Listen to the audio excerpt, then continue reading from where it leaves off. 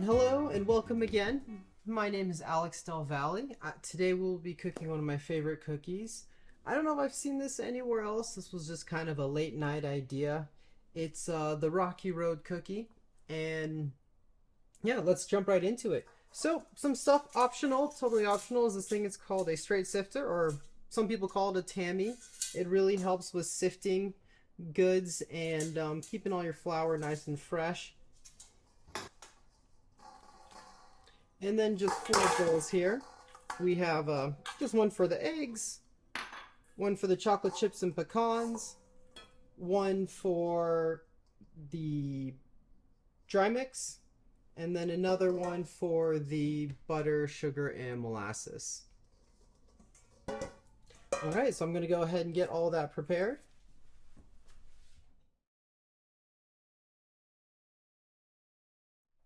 Hi, and welcome back.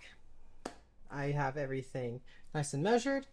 We have starting with our dry, and I just did everything in a scale and I sent it through that sifter.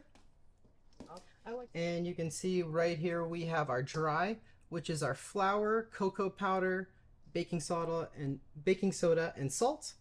And then we have our sugar and butter, which is molasses, which I do molasses and sugar because that makes our own brown sugar. I like to control the level of molasses in the brown sugar. You can have dark, light.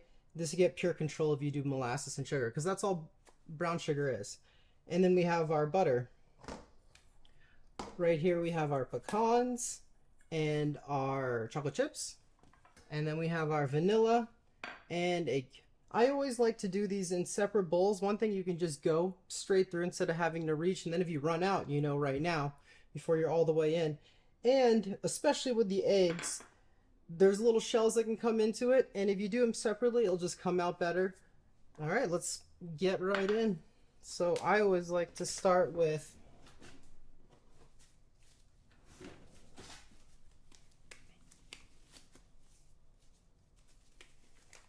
mixing the getting this just a little mixed up. We just want to make sure that's thoroughly incorporated. The whole goal of baking, or at least what I was taught in culinary school, was that it's consistent in every bite for every person. And I think that's where the challenge lies, is just getting everything super uniform and consistent, yet not machined. So we'll go ahead and do that. Let's see. And this is my hand mixed cookies, and I'm just gonna go for it. And always use cold butter. It, for whatever reason, just makes a better cookie. And you can just squeeze, or you can push down with your... If you get sugar on top of it, it actually like drives into like little spikes into the butter, so it really makes things move along.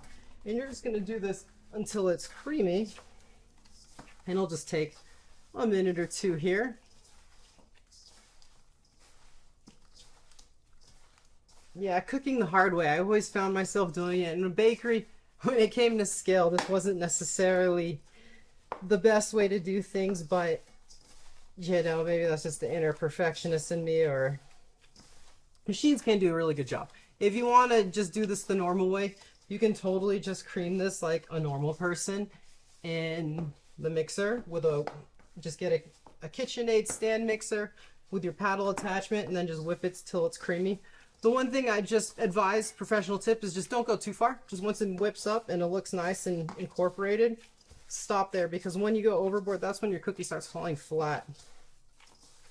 Why? I should do some research and figure out why. And so here we go. You can see our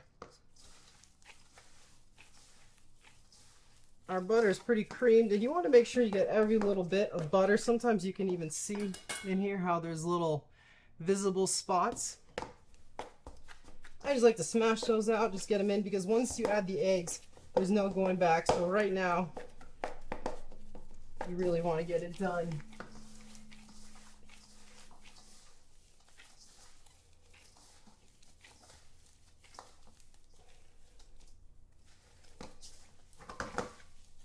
All right, we're almost there. I can feel them. There's just a couple more pieces. And one thing too is a KitchenAid is nice. They're amazing, but they're big And not everybody has them. And sometimes I felt like before I had mine, I just used the mixer. You can do it with the $20, little handheld mixer, but it kind of goes a little crazy. And, this way too, I like to just call it a workout too, because it definitely is exhausting. And I guess you earn the cookies a little bit more, so I don't know if you want to do that, but I don't know if that counts. All right, so see, now we're like pretty consistent. I think I got them all out. Looks nice and uniform. And if you are mixing your whip, just look for something like that. That's what you're going for. And so now that we have this, we're going to go ahead and add our eggs. And the reason you don't do this step by step is because if we were to add the flour all right now, we would have completely over mixed it and our cookies would have been harder. Different things call for different mixing methods, like bread. You want to mix it a lot because you want to develop the gluten. Whereas in cookies, we kind of just want them to crumble apart. And the less we mix them, the better. And a lot, truly, with most short, quick breads, so things with baking soda, yeast, chemical leaveners. And so you're just going to whip that up, and that is actually, just wait for it to get a little cream, so it turns a little more opaque. A little crazy here. All right. Now we will add in our flour, and I like to do this in 3 stages. And we're going to just barely mix this.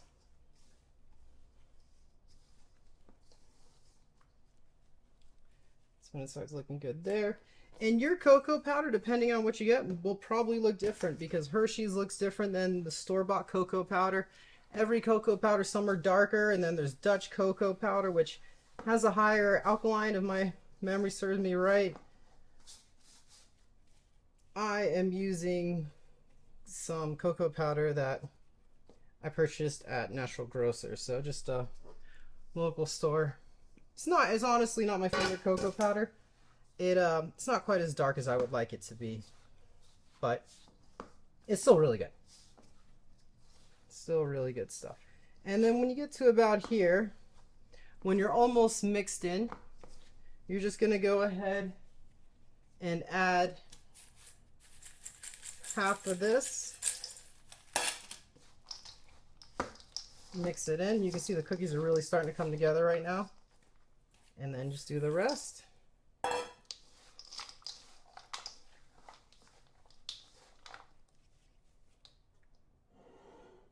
Oh, and this right here I should have mentioned is our is my homemade vanilla. I always use that. It's kind of just hanging out. All right, and there we have it. There is our cookie dough.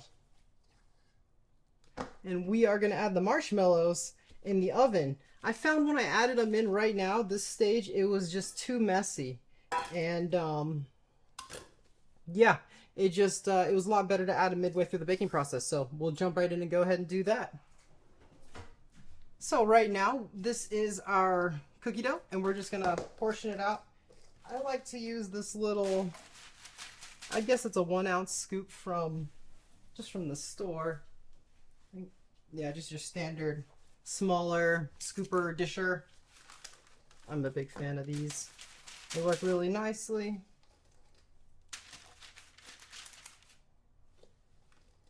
You want to get them nice and scraped.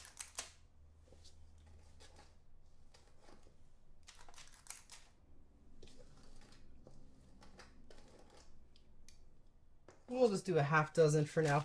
I always like to let my cookies cool. And I always like to just give them a nice little final form. Just help them in their oven process. Give them a little more space. All right, there we go.